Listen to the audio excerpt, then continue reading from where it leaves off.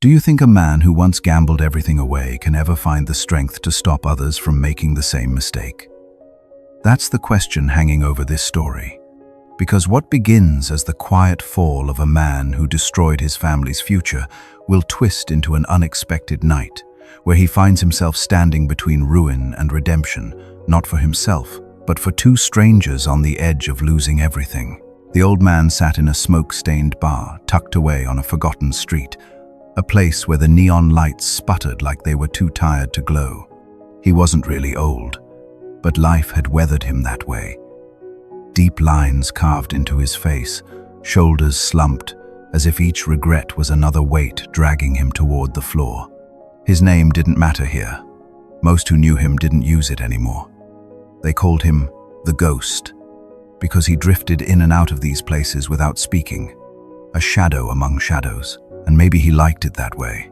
He nursed a glass of water, not because he was thirsty, but because he needed something in front of him to keep his hands busy. Idle hands had been his downfall once. Once they held cards with trembling excitement, chips stacked high that weren't really his. The future of his family balanced on the turn of a wheel. He had felt invincible then, until the night he wasn't. One game had bled into another, debt piling up, and by the time reality sank in, the mortgage was gone, the savings evaporated, and with them, his wife's last ounce of patience. The sound of her leaving still echoed louder than any casino noise he had ever drowned himself in. Tonight, the bar felt louder than usual. In the back room, just behind a thin door, the unmistakable rhythm of dice rattling across wood kept pulling at him like an itch. He told himself he had come here only for the quiet, only to think. But his ears betrayed him. They remembered the siren call of that sound, and when a sharp laugh rang out, a laugh too eager, too desperate, his curiosity betrayed him too. He stood slowly, joints stiff as though they resented him, and drifted toward the back. The door wasn't closed all the way. Through the narrow crack, he saw them. A makeshift table, cards scattered, bills piled carelessly as if none of it mattered. Around the table, men hunched over like vultures, eyes sharp, voices slick, and in the middle, almost out of place, sat a young couple, barely more than kids, their faces lit by the fever of hope. The boy gripped the cards like they were lifelines, his knee bouncing under the table. The girl sat beside him, her hands clenched tight around a worn leather purse. She leaned in to whisper encouragement, but her eyes betrayed her. She was scared. The Ghost knew that look. He had once seen it in the mirror when he tried to reassure his wife that the next hand would fix everything, that he could win back what he'd lost. But lies told to yourself sound thin when someone else's future depends on them. The dealer, a thick-necked man with a grin too wide to be trustworthy, pushed chips toward the boy. "All in?" he coaxed, his tone oily smooth. The boy hesitated, looking at the girl. She bit her lip, nodded just slightly, and the boy shoved the chips forward. The room erupted in noise. The dice clattered, cards flipped, hands slapped the table. But the Ghost wasn't watching the outcome. He was watching her hand slip inside that purse, fingers brushing something folded too many times. Rent money, he guessed, or worse, money borrowed from the wrong people. His stomach twisted. He knew where this road ended. He had walked it himself until it collapsed beneath him. The boy lost. The pile of chips swept away as easily as sweeping dust. His face fell, and the girl's shoulders sagged under invisible weight. The vultures around the table laughed, slapping each other's backs. The dealer leaned in, voice suddenly sharper. "Double down, kid. Don't walk away when you're just warming up." The Ghost's breath caught. He saw himself in that boy, saw the same reckless fire that had burned through his own life, leaving ashes behind. And for the first time in years, something stirred in him, not hunger for the game, but anger at it. At what it stole, at how it tricked the hopeful into becoming the hopeless. His hand hovered on the door. He could walk away. It wasn't his problem. It hadn't been his problem for a long time. But the sound of the girl's quiet sob, muffled against her palm, broke something inside him. He knew he couldn't leave. The ghost pushed the door open wider, stepping into the light of the room. Heads turned. The dealer frowned. The boy blinked in confusion, and the girl froze, clutching her purse like a shield. For the first time in years, he wasn't just a shadow. He was standing in the middle of it, ready, or at least trying to stop someone else from losing what he had already lost.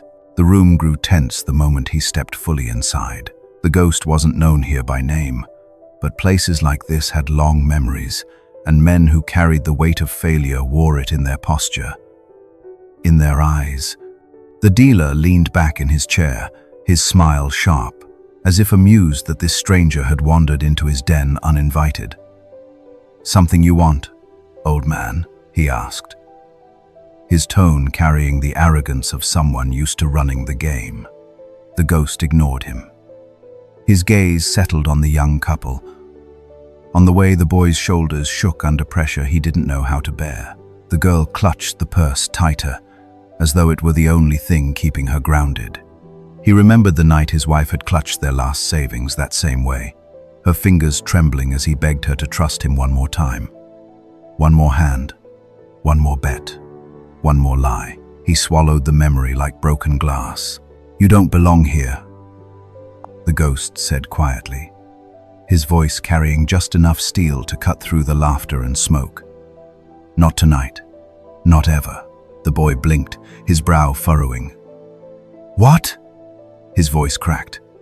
He was trying to sound tough, but fear bled through.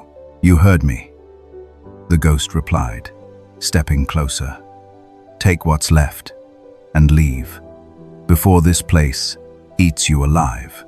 The dealer snorted, flicking ashes from his cigar. "You come walking in here like you own the place, talking like you're some savior. Who are you to tell anyone what to do?" The ghost's jaw tightened. Who was he? A ruin of a man, a cautionary tale, a shadow of what he used to be.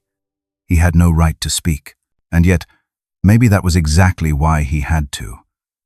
Because he knew where this path ended, and he couldn't stand by and watch two kids burn just because he once did. "I'm someone who's seen how this story ends," he said, voice low but steady.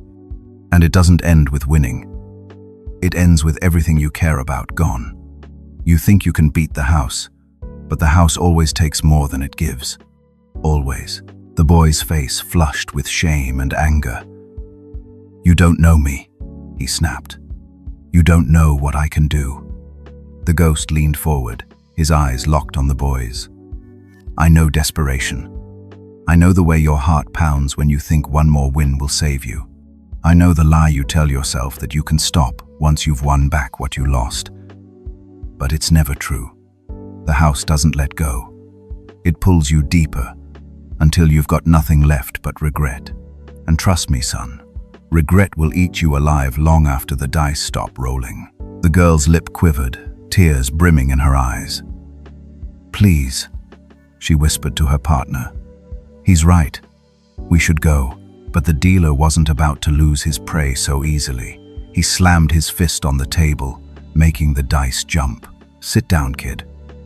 Don't let some washed-up fool talk you out of your chance. This is your moment. Don't be weak." The ghost turned, his glare pinning the dealer like a knife. "You're not offering him a chance," he said coldly. "You're offering him a chain." The men around the table shifted uneasily. Some smirked, others frowned, but the boy wavered, torn between pride and fear. His fingers twitched toward the chips, still in front of him. The ghost knew the pull, knew it better than anyone. He took a slow breath, forcing himself to peel back his own scars. If words wouldn't be enough, maybe truth would. He took a step closer to the table and spoke so the whole room could hear. "You want to know who I am?" His voice trembled, not with fear, but with the weight of confession. "I was once the man in that chair. I bet my family's future on cards and dice. I told myself I was smart enough, lucky enough, strong enough to beat the odds. And I lost it all. My home, my wife, my child's trust. I sit alone every night because of the choices I made at tables like this." The room went quiet, the air thick with smoke and silence. The boy's hand froze above the chips. The girl pressed her lips together, staring at the ghost as if she could see the ruins of his past painted on his face. The dealer sneered. "A sob story. That's what you came in here with? Think anyone cares?" The ghost's eyes burned with a rare fire. They should. Because if he doesn't walk out that door right now, he'll be me in 10 years. And you'll be laughing over another broken soul while he buries everything he loves. The boy's hand fell to his lap. He looked at the girl, at her tear-streaked face, and shame flushed through him. He shoved his chair back so suddenly it screeched against the floor. "We're leaving," he muttered. The dealer surged to his feet. "No one walks away after the game starts." His voice was sharp, dangerous. The men around the table shifted again, some reaching under coats, hands brushing steel.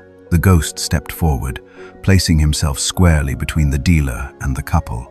His heart pounded, but his voice stayed calm. "Then, the game's over." For the first time in years, he wasn't gambling with cards or dice. He was gambling with himself. And for once, it wasn't about winning. It was about saving someone else from losing everything. The tension in the room crackled like static, every eye fixed on the standoff at the table. The boy and girl hovered behind the ghost, uncertain whether to stay or bolt, while the dealer's smirk curled into something sharper, meaner. He leaned forward, resting his knuckles on the table, his voice a growl. "You think you can just walk in here, ruin my game, and take my players? No one interferes in my house." The ghost didn't flinch. Once, that tone would have sent him spinning into reckless bets, desperate to prove himself against the odds. Now, it only reminded him of the voices that had taunted him in his darkest days, the ones that told him to bet again, to risk again, to lose again. He wasn't here for himself anymore. "Your house doesn't own them," he said evenly. "They're free to leave." The dealer slammed his fist on the table again, making the dice rattle. "No one leaves until I say they leave." His words were laced with threat, and several of his men shifted in their seats, ready to enforce his will.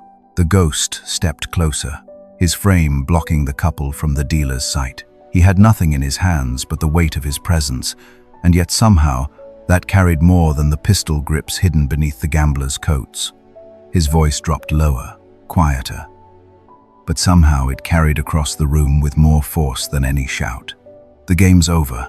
The boy tugged at the girl's sleeve, whispering urgently, "We should go now." She nodded, clutching his arm, but their feet stayed planted as if fear had nailed them to the ground. The dealer rose slowly, the cigar smoke swirling around his face, giving him the look of a devil in a cheap suit. "You really want to play hero, old man? Do you know what happens to people who get in my way?" The ghost's jaw tightened. He didn't have to imagine. He had seen broken bodies tossed out behind gambling halls, men who had wagered too much and failed to pay. He had been lucky once, lucky enough to escape with his life, unlucky enough to lose everything else. "Maybe it's time someone got in your way," he said, his voice steady. For a long moment, the only sound was the crackle of a neon light buzzing above. The men at the edges of the room shifted uneasily, glancing between their boss and the stranger who stood like stone in the center. Then, with a sudden laugh, the dealer leaned back, spreading his arms. "You're crazy," he said. "But fine, let them leave. See if I care. They'll be back. They always come back." The ghost didn't break eye contact as he motioned for the couple to move. "Go," he whispered. Now, the boy hesitated, his pride still bruised. But the girl pulled at him, and finally, he relented. They moved past the ghost, their steps quick, almost stumbling in their urgency to get away. The ghost didn't turn to watch them go, his attention stayed locked on the dealer. "Walk them out," the dealer called after him, his grin returning. "Make sure they see the rain. Let it remind them how cold the world is without me." The ghost didn't answer. He pushed open the door, and the damp night air rushed in, heavy with the scent of wet asphalt and cigarette smoke. The boy and girl hurried out into the rain, clinging to each other like lifelines. Outside, under the flickering glow of a street lamp, the ghost finally turned to them. "You got lucky tonight," he said, his voice softer now. "But don't mistake luck for freedom. You can't come back here. Not ever." The boy swallowed hard, shame creeping into his expression. I thought I could win. I thought I could fix things." The ghost studied him, seeing himself in the reflection of the boy's wide, uncertain eyes. "That's the lie I told myself too," he said, "and it cost me everything. Don't let it cost you the same." The girl nodded quickly, her voice trembling. "We won't. I promise." For the first time that night, the ghost allowed himself a small exhale. The storm inside him wasn't gone, but it had eased slightly. Saving them didn't erase his past, but it proved something he hadn't believed in years, that maybe he could still do one thing right. Behind him, the door creaked open, and he felt eyes watching. The dealer hadn't let this go. The ghost knew the night wasn't finished. Not yet. Redemption never came easy. And men like the dealer didn't forget slights. But for now, the kids were safe, and that was enough. He pulled his coat tighter around his shoulders, turning back to face the neon glow of the gambling hall. He wasn't done here. Not while predators like that dealer still feasted on the desperate. Not while others were walking straight toward the same ruin he'd once embraced. The ghost had walked away once before. He wasn't going to run this time. The ghost lingered just outside the neon-lit door, rain dripping off the brim of his coat. He could hear muffled voices inside. The rise and fall of laughter that wasn't really laughter at all, but a predator's growl disguised as mirth. He knew that sound too well, the kind of laughter that came at the expense of someone else's ruin.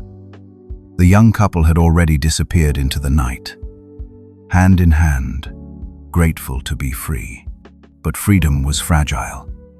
If the dealer wanted them back, he had men to send after them. And if the ghost walked away now, those kids could be pulled right back into the same jaws.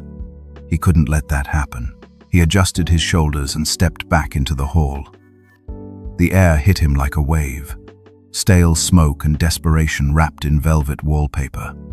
The gamblers looked up in surprise. The dealer, still lounging behind the table, sneered. "Thought you were gone for good. Couldn't resist one more hand." The ghost didn't answer at first. He let his silence hang heavy, his boots echoing across the floor as he approached the table again. Finally, he said, "I'm not here to play. I'm here to end your game." The room erupted in low laughter. One of the dealer's men, a thick-necked brute with a scar across his cheek, rose from his seat. "You've got some nerve, old man." The dealer lifted a hand to silence him, eyes narrowing. "End my game? Do you know how many men have tried to shut me down? Do you know where they are now?" His grin widened. "Let's just say none of them are standing in front of me." The ghost stepped closer, until he was only a breath away from the table. He leaned forward, resting his palms on the felt. "Maybe they weren't ready to lose everything, but I've already lost it. My family, my fortune, my name. You've got nothing left to take from me." For a split second, the room stilled. Even the smoke seemed to pause mid-air. The ghost's words weren't a bluff. They were the raw truth, a declaration that left no room for fear. The dealer's grin faltered, but only for a heartbeat. Then he leaned back, feigning amusement. "So you want to play martyr? Fine. Let's give the old man one last spin. If you win, maybe I let you walk out of here alive. If you lose," his eyes gleamed. "Well, you know how this goes." The ghost shook his head slowly. "I told you. I'm not playing anymore. I'm finished feeding men like you." The dealer's hand slammed onto the table, rattling the dice. His voice snapped like a whip. "Then why are you still here?" The ghost's gaze swept the room, over the faces hunched at the edges, over the men with cards clenched too tight in their hands, over the women clutching empty glasses with vacant stares. These weren't gamblers enjoying a game. These were captives, prisoners of the same hunger that had once owned him. "Because they're still here," he said quietly, gesturing to the players. "And you're bleeding them dry." Murmurs rippled through the crowd. A few heads lowered. One man fidgeted with his chips, as if suddenly aware of how worthless they were. The dealer stood abruptly, knocking his chair back. "You think you can save them? You're nothing. You're just another loser who couldn't handle the fire." The ghost met his fury with calm. "Maybe, but I've been where they are. I know the trap, and I know what it costs." His voice rose, carrying over the mutters, over the hum of the lights. "I lost everything because of this sickness. Don't let him take the same from you." 2. The scarred enforcer moved closer, cracking his knuckles. The ghost turned his head just enough to catch his approach. "You really want to do this?" he asked softly. For a moment, the enforcer hesitated. Something in the ghost's voice, something steady, unflinching, made him falter. Then, the dealer barked. "Sit him down!" The man lunged. The ghost sidestepped, faster than his age suggested, and shoved him into the table. Chips scattered, cards flew, and gasps filled the air.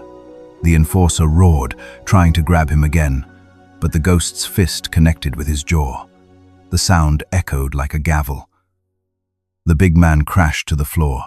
The room erupted into chaos. Some gamblers scrambled for the door, others froze in shock. The dealer's face twisted in fury. "Enough!" he bellowed, pulling a small pistol from beneath the table. For a heartbeat, time froze. The ghost stared at the barrel aimed at his chest, but he didn't flinch. Instead, he spoke, his voice like iron. "Pull that trigger, and every soul in this room will know the truth. You're not a dealer. You're a thief, hiding behind dice. And once they see it, you'll have nothing left." The dealer's hand trembled, just enough for everyone to notice. A murmur spread like fire. Someone whispered, "He's right." Another added, "I've lost everything here." The spell was breaking. The ghost could feel it. The dealer felt it too, his grip tightening on the pistol, as if clinging to control. And in that fragile moment, standing in the haze of smoke and neon, the ghost realized something. This wasn't about winning or losing anymore. It was about showing himself that the game could end. The room was thick with tension, the kind that tightened throats and froze people in their seats. The ghost didn't move, didn't even blink, though a gun was pointed squarely at his chest.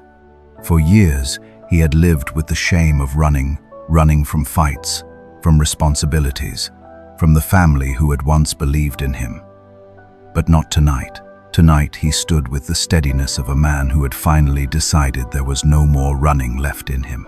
"Put the gun down," he said calmly, his voice steady enough to ripple through the panic. "You fire that thing, and you won't scare them back into your game. You'll lose them forever." The dealer's eyes darted to the crowd, and that was the first sign he was wavering. The spell was cracking. A woman in the back whispered, "He's right. We don't have to sit here." Another man slammed his empty glass down and muttered, "He's been bleeding us dry for years." The room's energy was shifting, like a tide pulling away from shore. The dealer's jaw clenched. He waved the pistol at the crowd. "Quiet! Sit down. Nobody leaves until I say so." But the words no longer carried the weight they once did. People were stirring. A few rose hesitantly from their chairs, their eyes darting between the ghost and the dealer. Fear was still there, but something else had crept in. The fragile beginnings of courage. The enforcer groaned from the floor, blood dripping from his lip. But even he hesitated to rise. The ghost, still rooted in place, let the silence stretch before he spoke again. "Look at them. They're tired of your chains, tired of watching their lives vanish across this table. You can't hold them forever." The dealer's finger twitched on the trigger. The ghost saw it, but he didn't flinch. He leaned forward slightly, voice low and unwavering. "If you're going to shoot me, do it. I've lost more than you could ever take. But know this, you'll never silence what I just gave them. Hope." The word hung in the air like a bell tolling through the smoke. For the first time, the dealer faltered. His hand shook.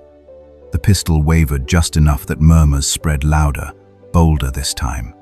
"Hope," someone echoed under their breath, and then another added, "He's right. We don't have to keep losing." Suddenly, the dealer looked smaller, not the untouchable master of the game, but just another desperate man terrified of losing control. "You think you can walk in here and undo years of work?" He spat. "These people belong to me. Their debts are mine to collect." "No," the ghost said firmly. He gestured toward the door where the young couple had fled earlier, still unseen by the dealer. "They belong to themselves. And every one of them can walk out of here tonight, if they choose." The dealer's face turned crimson with rage. "You ruined your own life with these games. You think you're any different from them. You're a hypocrite, an old fool clinging to scraps of dignity." The ghost's lips tightened, but he didn't deny it. Instead, he raised his voice, projecting over the dealer's fury. "He's right about one thing. I lost it all. My family, my home, my name. And I can't get those back. But you." He swept his hand across the room. "You don't have to end up like me. You can still walk out before it's too late." It was like a dam breaking. A man shoved his chair back and strode toward the exit. Then a woman followed, gripping her purse as though it held her last shred of self-respect. The dealer shouted after them, cursing, waving his gun wildly. But the more he shouted, the weaker his hold became. The ghost took a careful step forward, closing the gap. "You don't scare them anymore," he said. His voice wasn't loud, but it carried with quiet authority. "You've already lost." The dealer's arm shook violently. He looked at the ghost, then at the thinning crowd, then at his fallen enforcer still dazed on the floor. The empire he had built on fear and greed was crumbling before his eyes. With a roar of frustration, he swung the pistol and smashed it against the table, the crack echoing like thunder. The cards fluttered into the air and rained down across the floor. The ghost didn't move until the dealer's hands went slack and the pistol clattered onto the felt. Then, slowly, he reached out and dragged it away. He set it aside, far out of reach. The dealer slumped back into his chair, breathing hard, his eyes hollow. "You think you've saved them," the dealer muttered bitterly. "But they'll be back. They always come back." The ghost looked around at the faces still present, some fearful, some uncertain, but most filled with something that hadn't been there before: defiance. "Not if they remember what they saw tonight," he said softly. One by one, the remaining gamblers rose and followed the others out. The sound of their footsteps filled the silence, each step breaking a chain the dealer thought unbreakable. When the last one left, only the ghost, the broken dealer, and the unconscious enforcer remained. The ghost exhaled slowly, his heart pounding. His hands trembled, not from fear, but from the weight of what he had just done. For the first time in years, he hadn't run. He hadn't hidden. He had stood his ground not for himself, but for someone else. And in that smoky, ruined den, he realized something he hadn't felt in a long time. A flicker of redemption. The streets outside smelled of wet pavement and gasoline. The rain having eased into a mist that clung to the lamps and blurred the outlines of the city. The ghost stepped out into the night air, leaving the suffocating haze of the gambling den behind. He stood still for a long moment, his chest heaving, listening to the echoes of voices fading into the distance as the gamblers dispersed. He should have felt lighter, but his legs trembled as if the floor beneath him was still shifting. He leaned against the brick wall, rain dripping from his hair, and closed his eyes. For years he had dreamed of walking away from temptation, of refusing the call of dice and cards. But the dream had always ended with him waking in a cold sweat, back at a table with his world slipping through his fingers. Tonight was different. He hadn't won money. He hadn't reclaimed his past. He had simply refused to run, and that refusal had broken something far more powerful than debt. From the shadows, soft footsteps approached. The young couple emerged, their faces pale but their hands still tightly clasped together. The girl's mascara was streaked, and the boy's shirt clung to him with rain and sweat, but their eyes held relief, almost disbelief. "You stayed," the boy said quietly, his voice trembling with something between gratitude and awe. "We thought you'd left." The ghost studied them in silence for a moment. He saw the same fire he once had youth convinced it could gamble its way into fortune, blind to how quickly the dream turned into a nightmare. He exhaled heavily. "I should have," he admitted. "But if I had, he would have dragged you back, and I couldn't let that happen." The girl stepped forward hesitantly, her lips trembling. "Why? You don't even know us." The ghost's mouth twitched, as if forming a smile, but it faltered. "Because once, someone should have stopped me. Maybe if they had, I wouldn't have lost everything." His voice caught slightly, the words almost choking him. He swallowed, forcing the confession out. "I left my family in ruins because I thought I could outplay the odds. And I was wrong. I'll never get them back. But I wasn't going to stand by and let you fall into the same pit." The boy's eyes flickered with shame. "We thought it was just a game. Just a bit of fun. We didn't realize." "You never do," the ghost said, his tone cutting but not unkind. "Not until you're buried under debts you can't pay, watching people you love walk out the door. By then it's too late." He paused, then added quietly, "Unless someone pulls you out first." "Eyes," the girl blinked back tears, gripping the boy's hand tighter. The ghost didn't answer, but he felt something shift inside him. A weight, not gone, but eased. A siren wailed faintly in the distance, growing louder. The boy glanced nervously toward the sound. "We should go," he murmured, tugging at the girl's hand. "If the police show up." The ghost straightened, his eyes narrowing. He could already imagine the dealer's story, the desperate lies about a violent drifter storming his place, about debts unpaid and chaos stirred. The police wouldn't know who to believe. But he no longer cared. Tonight, the truth wasn't in the words spoken, but in the lives walking free. "You'll be fine," the ghost said firmly. "Go home. Don't look back. And don't ever come near these places again."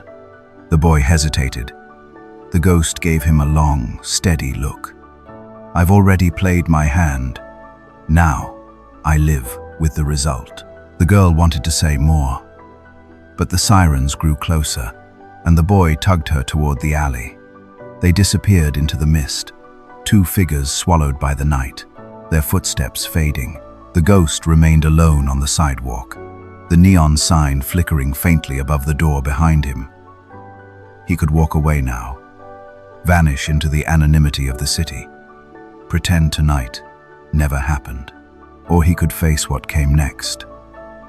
Whether it was police questions, retaliation from the dealer, or just the long silence of his own thoughts.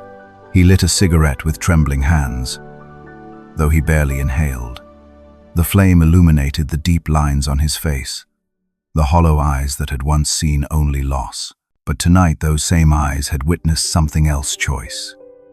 For the first time in years, he had chosen not to feed the beast, but to fight it. And though the war inside him wasn't over, he realized something startling. Maybe redemption didn't arrive with a grand gesture or a sudden absolution.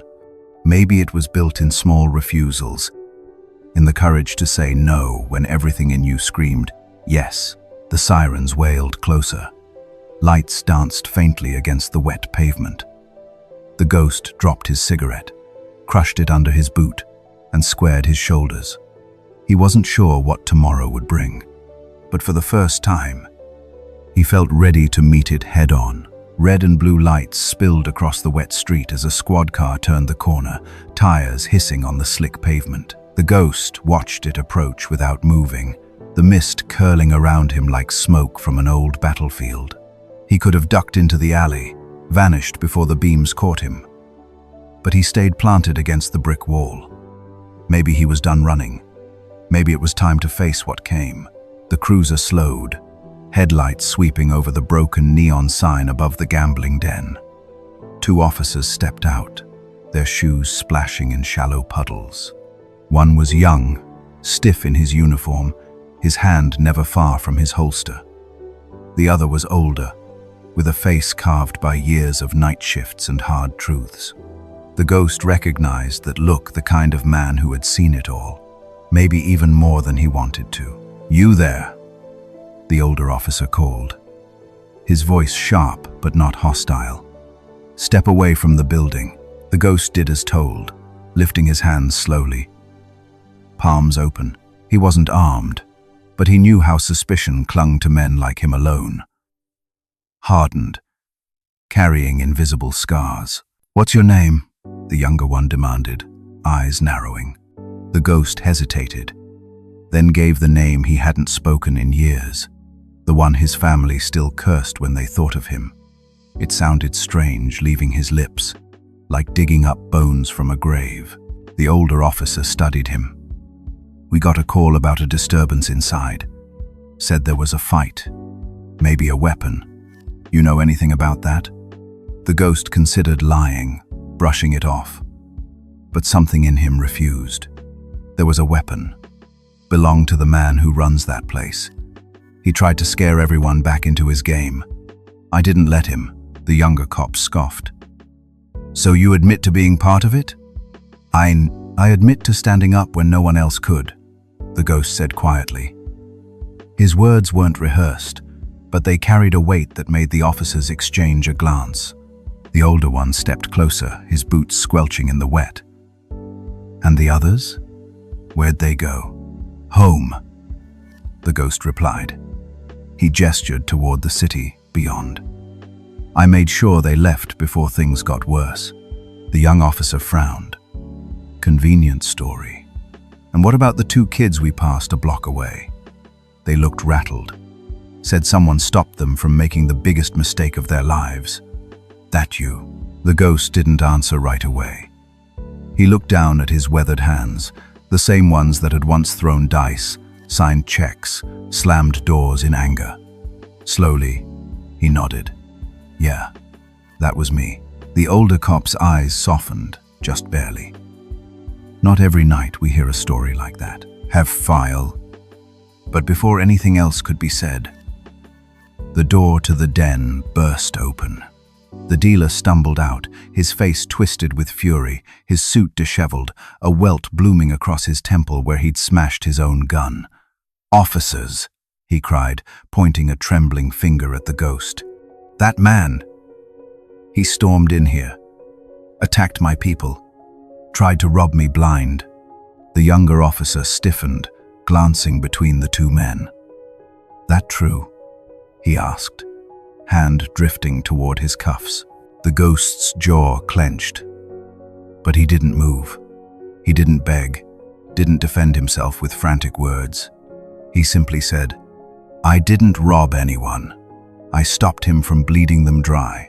The dealer's eyes blazed. "He's lying. He assaulted me, destroyed my property. Look inside. The place is wrecked." The older officer studied the ghost, then the dealer, then the building. His gaze lingered on the neon sign, the way the paint peeled from the doorframe, the atmosphere of decay and desperation. He had seen dens like this before, places where lives went in whole and came out in pieces. "We'll check it out," the older cop said firmly. He turned to the ghost. "You're not free to go, but you're not under arrest. Not yet." The ghost inclined his head, a flicker of respect passing between them. Inside, the sound of boots echoed as the officers swept through the den. The ghost remained outside, rain dripping from his coat, watching the dealer pace like a cornered rat. "You think you've won something tonight?" The man hissed, low enough that only the ghost heard. "You haven't. They'll come back. They always come back.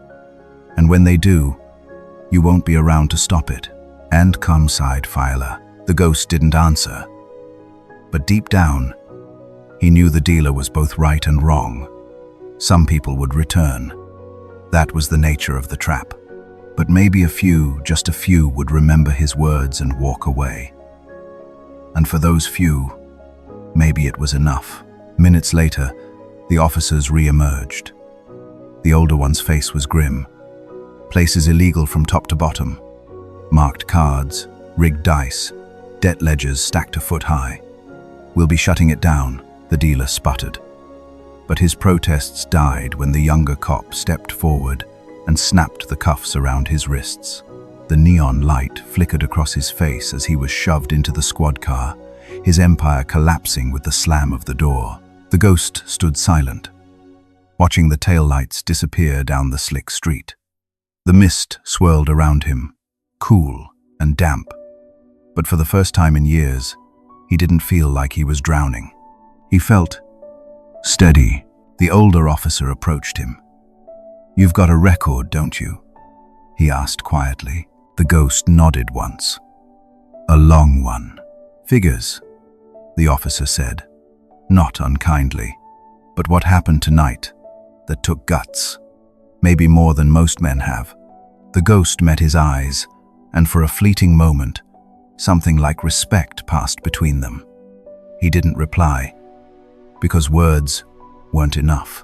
But inside, a truth settled. For the first time in a long time, he had been the man he once promised to be. The street was quiet again after the squad car vanished into the distance, its sirens swallowed by the city's hum. The ghost leaned back against the wall, the adrenaline slowly ebbing out of his body like water draining from a cracked cup. For years he had lived in shadows, his life defined by debts, losses, and the bitter taste of shame. Yet tonight, standing in the drizzle, he felt the faintest flicker of something different, like a match sparking in the dark. He pulled his coat tighter, suddenly aware of how cold the night had become. The rain had softened to a mist, clinging to his hair, his lashes. For the first time in years, he thought of his family, the ones he had lost when his gambling swallowed every dollar, every ounce of trust. His wife's tear-stained face when she walked out the door with their son. His brother's fists slamming the table, screaming about the mortgages he had ruined. Their voices haunted him, but they were quieter tonight, less accusatory. Maybe because, for once, he hadn't been the villain. He thought about the young couple, their wide eyes, the way their hands had clung to each other. He didn't even know their names, yet in them, he had seen his own past. Years ago, he had been the one walking into those rooms with hope in his pocket, convinced he could outplay the odds. He remembered the heat of the lights, the stench of desperation, the thrill that quickly turned to nausea. That couple had been steps away from ruin, and somehow he had stopped them. The ghost pushed himself off the wall and started walking. His boots echoed on the wet pavement, the sound steady, grounding. He wasn't sure where he was going. He only knew he couldn't stay in that alley. Every corner of it reeked of the life he'd been trying to bury. As he reached the end of the block, he saw a diner still open, its neon sign buzzing faintly. The kind of place that smelled of burnt coffee and over-fried bacon. He stepped inside, the bell above the door jingling. Warmth washed over him, along with the murmur of late-night regulars and the hum of a jukebox that hadn't been updated in decades. He slid into a booth, keeping his back to the wall. The waitress, tired but kind-eyed, came over with a notepad. "What'll it be?" "Just coffee," he muttered. She nodded and returned with a chipped mug, steam curling up like ghosts of its own. He wrapped his hands around it, savoring the heat. For years, he had drowned his nights in liquor. But tonight, coffee felt right, sober, clear. As he sipped, he caught his reflection in the window. The face staring back at him was older, harsher than the man he remembered. But there was something new in his eyes, something that startled him resolve. The bell above the door jingled again, and to his surprise, the young couple stepped in, dripping from the rain. They froze when they spotted him. For a moment, he thought they might bolt, afraid of the man who had confronted their tempter. But instead, they walked over hesitantly. "Can we sit?" the young man asked. His voice was shaky, but respectful. The ghost gestured to the booth across from him. They slid in, their hands still linked. "Why did you do it?" the girl blurted. Her eyes were searching, full of confusion and something like gratitude. The ghost stared into his coffee. "Because once, nobody did it for me, and I lost everything."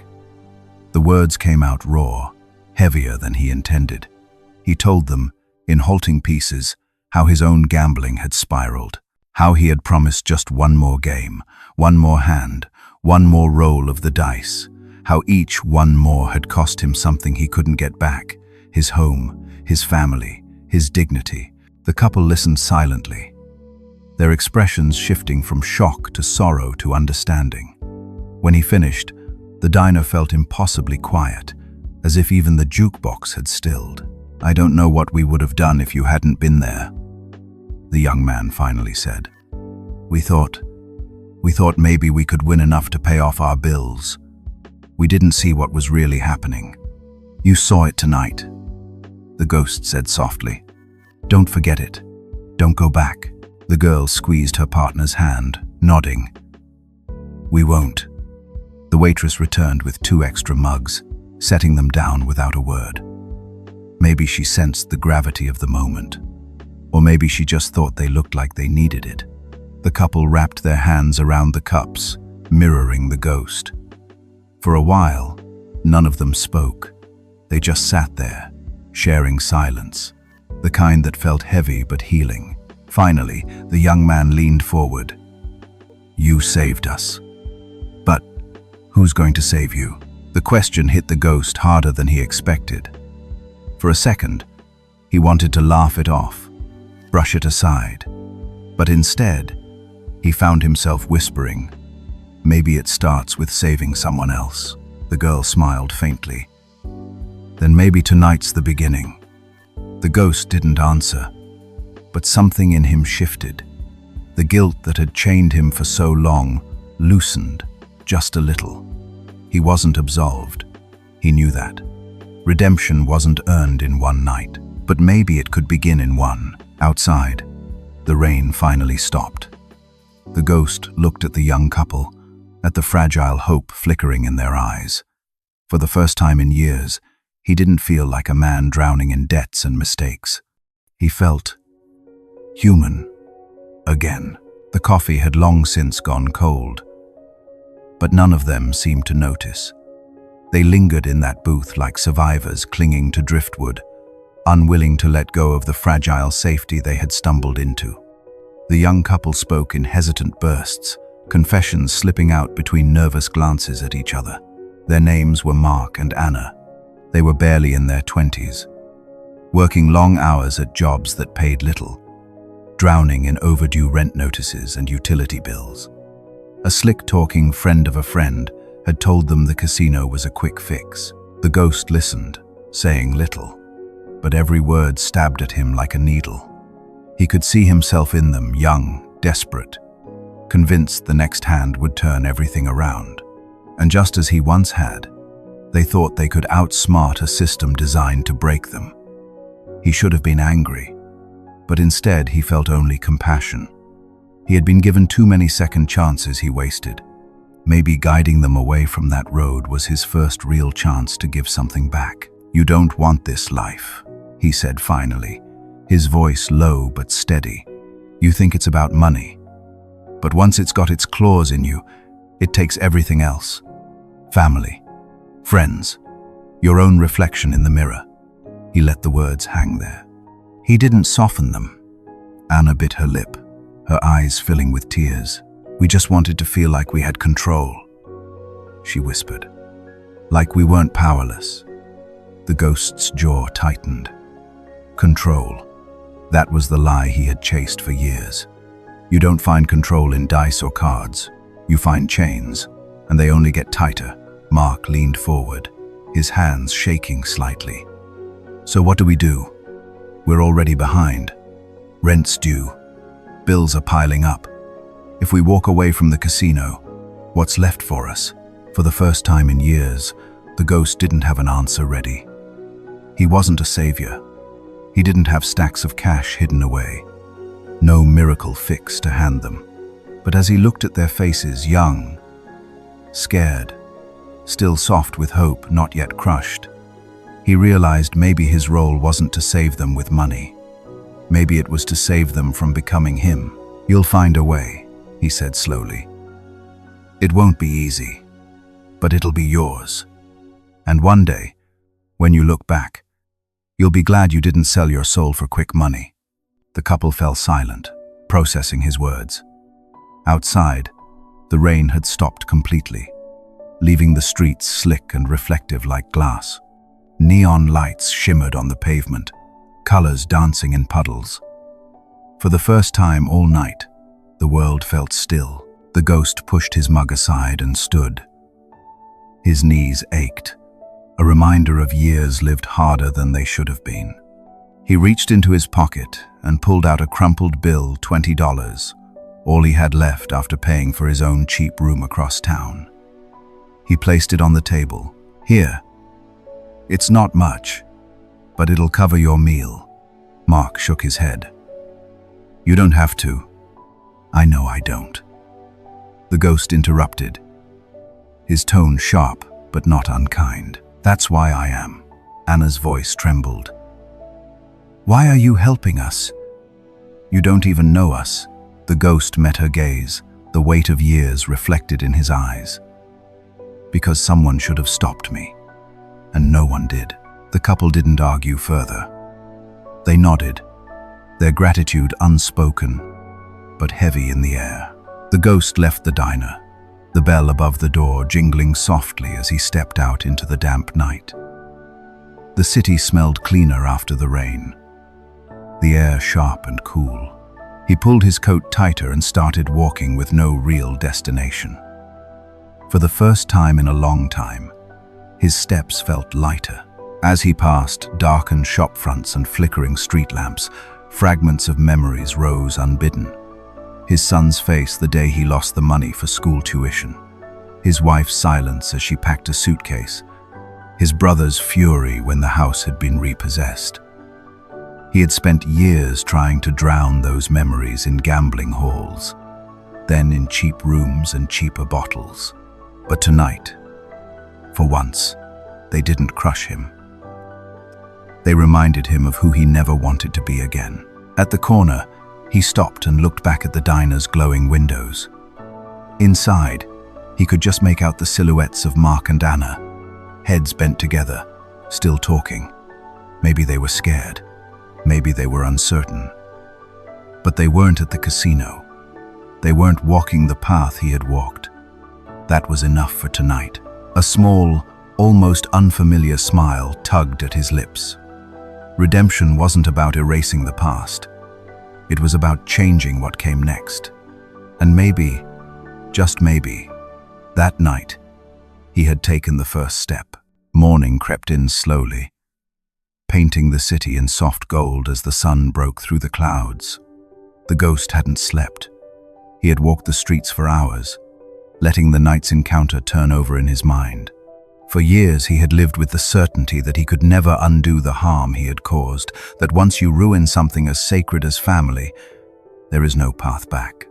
Yet last night, for the first time, he had stopped someone else from making the same mistakes. It wasn't a grand act. He hadn't saved the world. But for that young couple, it mattered, and maybe that was enough. By the time he wandered back past the diner, the morning rush had begun. Office workers hurried in and out with paper cups of coffee, laughter and chatter spilling onto the sidewalk. He paused, glancing through the glass. In a corner booth, Mark and Anna sat together. Their eyes looked tired, but there was a spark between them, a quiet determination that hadn't been there before.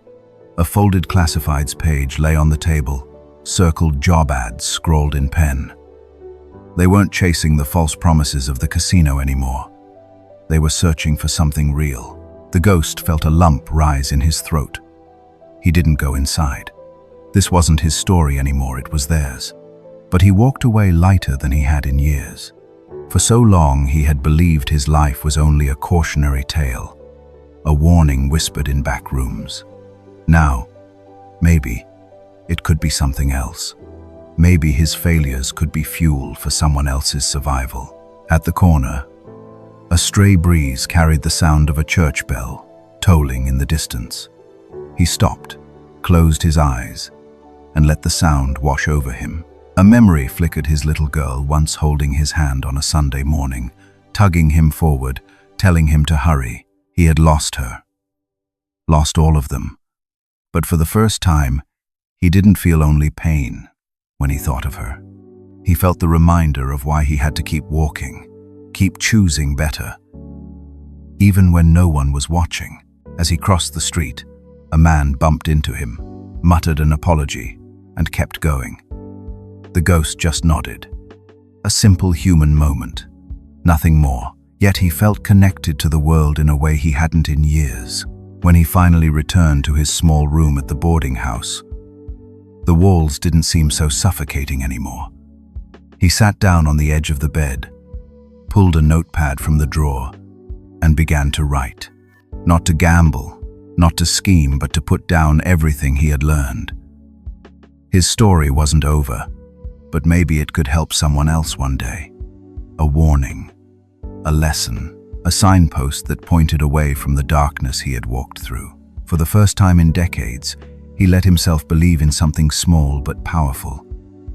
That a man wasn't finished just because he had fallen. That sometimes, one choice on one ordinary night could start to tip the balance back toward the light. He set the notepad down, leaned back against the wall, and closed his eyes. And for the first time in a very long time, he smiled. The city awoke slowly, as though reluctant to shake off the weight of the night. A pale light stretched across the skyline, sliding through the narrow alleys and filtering into diners and apartments where people were just beginning their day. For most, it was an ordinary morning. For him, the man once called the ghost, it felt like something different, something lighter. He hadn't closed his eyes all night, but the exhaustion he carried wasn't the usual crushing fatigue. It was the kind that followed a battle well fought, the kind that left room for hope. He had wandered the streets until dawn, letting the sound of his shoes on the pavement remind him that he was still here, still alive, still walking forward. Each step carried with it the weight of years spent in shadows, but also the memory of what had happened just hours before. For once, he hadn't been the reason someone broke. He had been the reason someone was saved. When he drifted past the little diner again, he slowed his steps. Through the fogged-up glass, The world inside looked warm and alive. And there, tucked away in a corner booth, sat Mark and Anna. Their hands were linked across the table, their eyes tired but no longer hollow. A classified section was spread out between them, circles scrawled around job listings. Anna's tired smile as she tapped her pen against the page was one he recognized. Not the smile of someone chasing false hope, but the smile of someone who had decided to keep trying. The ghost pressed his hand briefly against the cool glass, though he didn't go inside. He didn't need to. It wasn't his moment to share. They didn't even know his name, and that was fine. What mattered was that they had walked out of the casino alive, together, and with a chance. The thought tightened his throat, and for the first time in years, he didn't choke it down. He let the feeling stay. The street was busier, now office workers hurrying with their coffees. A delivery boy pedaling furiously against the morning traffic. Laughter spilling out of a bakery where customers lined up for fresh bread. Life went on, as it always did, but he noticed something he hadn't in years. Not like an outcast watching through glass, but like someone who belonged here, moving with the tide instead of against it. He crossed the street slowly, savoring the rhythm of his steps. A church bell rang faintly in the distance, its sound carried by the morning breeze. He stopped mid-step, closing his eyes. And just like that, a memory washed over him. A small hand tugging at his, urging him forward. A little girl's voice telling him to hurry because they'd be late. His daughter. He hadn't thought of her in so long without drowning in grief. But now, for the first time, the memory didn't slice him apart. It simply reminded him why he couldn't keep living like a ghost. At the corner, someone bumped into him, a man rushing to work, muttering a quick apology before vanishing into the crowd. The ghost nodded without resentment, and something about the simplicity of the exchange grounded him. Human connection didn't have to be grand. Sometimes it was just a shared moment on a crowded street. By the time he returned to the run-down boarding house where he rented a room, the sun was high enough to paint the cracked walls in a gentle glow. For once, the place didn't feel like a prison. He unlocked his door, stepped inside, and stood quietly for a moment, taking in the chipped furniture, the stack of unpaid bills, the bare walls. This was where he had hidden from the world, where he had let the weight of his past chain him. But this morning, he didn't feel chained. He sat on the edge of the bed and pulled open the drawer of his nightstand. Inside was a battered notepad he hadn't touched in years. Its pages were mostly blank, but tonight he had something worth writing down. With a pen that scratched faintly against the paper, he began to jot down the truth, not for anyone else to read just yet, but for himself. He wrote about the boy he once had been. Reckless and greedy. He wrote about the choices that had hollowed him out and broken the people he had loved. And then he wrote about last night, the moment he had chosen differently. The moment he had stepped between destruction and survival. When his hand cramped, he set the pen down and leaned back against the wall. He stared at the words on the page, uneven and clumsy, but real. Maybe one day he could show them to someone who needed to hear them. Maybe his story, scarred as it was, could be a signpost for someone standing at the same crossroads. The thought made him exhale slowly, and to his surprise, he smiled. Not the bitter twist of a man used to loss, but a small, genuine smile. The kind that hinted at possibility. For so long, he had believed redemption was out of reach. A prize reserved for men who hadn't fallen as far as he had. But as the morning light filled the room, he realized he had been wrong. Redemption wasn't about erasing the past. It was about the choice you made today, and the next day, and the one after that. Last night, he had made the right choice. And today, for the first time, he believed he could keep making them. He closed the notepad, placed it carefully on the nightstand, and stretched out on the bed. The walls no longer pressed in on him. The silence no longer felt suffocating. Outside, the city hummed with life, and for the first time in decades, he felt ready to be part of it again. And as he drifted into his first peaceful sleep in years, one thought anchored him. Sometimes, even the most broken lives could bend back toward the light, one quiet act of courage at a time. Every story of redemption reminds us that even in the darkest past, there's always a chance for light. Do you believe people deserve a second chance? Let me know in the comments. If this video moved you, please give it a like and subscribe for more inspiring stories of courage and transformation. And don't forget to ring the bell so you never miss what's next.